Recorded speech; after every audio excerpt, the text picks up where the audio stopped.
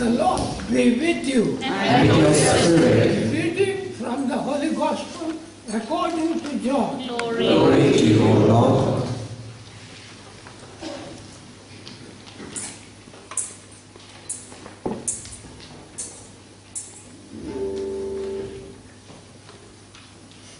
Are you the King of Jews? Pilate asked. Jesus replied, do you seek this of your own accord?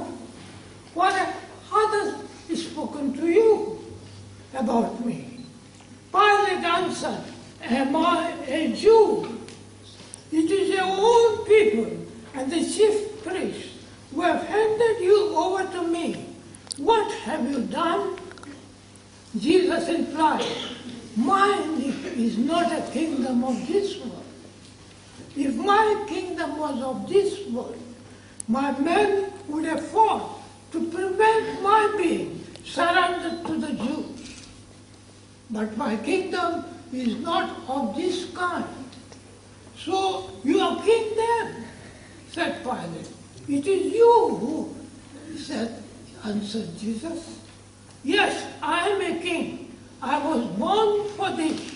I came into the world for this, to bear witness to the truth. And all who are on the side of the truth, listen to my voice.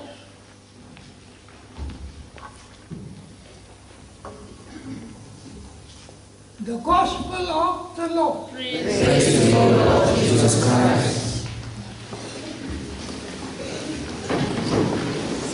There is no doubt that Jesus was the Lord and the King in Father Agnelo's life. There's a lovely story, however, and it illustrates very well what do we mean when we say Christ is our King.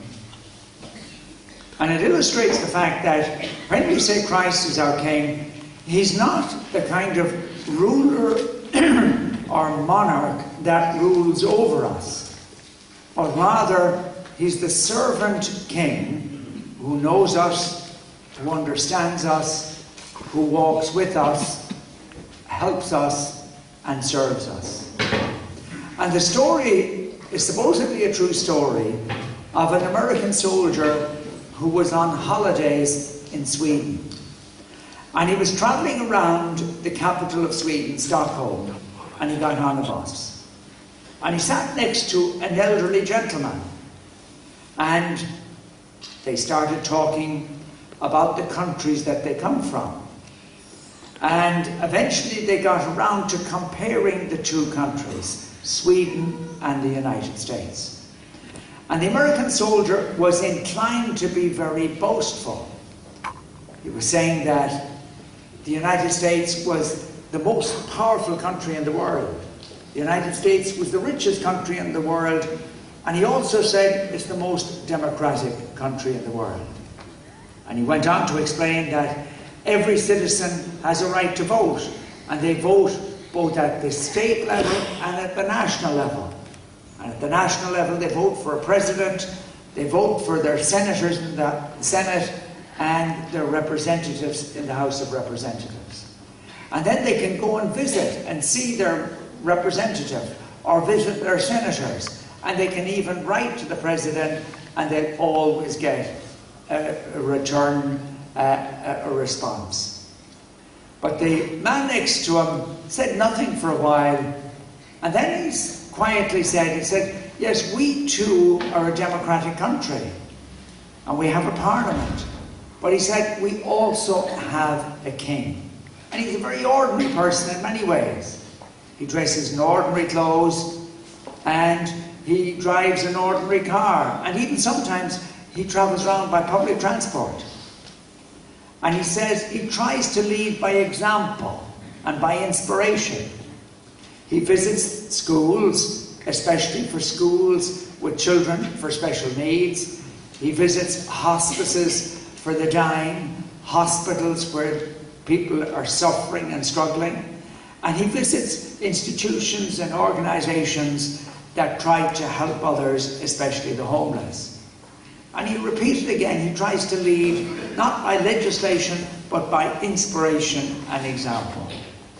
And then a few minutes later, the elderly gentleman got up and he got off the bus. But as he was going down the bus, the American soldier noticed that nearly everybody greeted him on the way. So he asked one of the other passengers, "Who is that man?" And I'm sure you can guess who he was. He was the King, Gustav IV of Sweden. And it's a great example, I think, of how somebody can serve and be king, not in the sense of ruling over us, but of walking with us and serving us. And that was the kind of king that Jesus is for us. If you look at the gospel very closely, there is a very sharp contrast between Jesus and between Pilate. Pilate is the representative of the Roman emperor. And you can imagine the scene.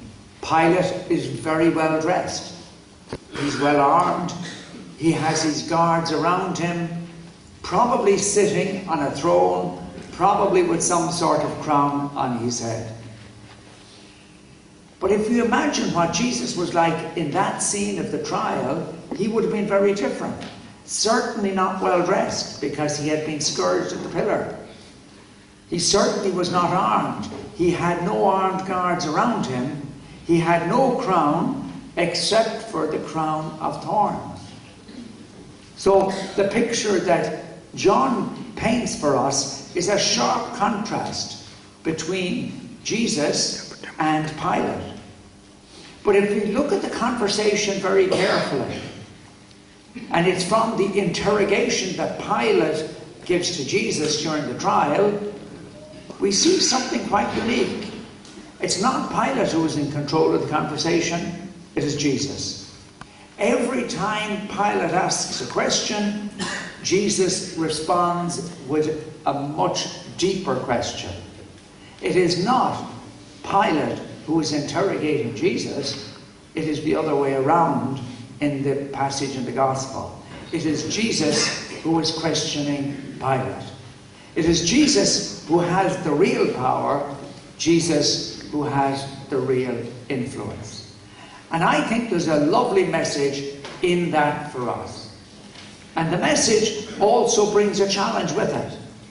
And the message is, yes, Jesus is our King. Christ is our King. But not in the sense of being a monarch who rules over us, but a servant king who knows us, who understands us, who walks with us, and who serves us. And that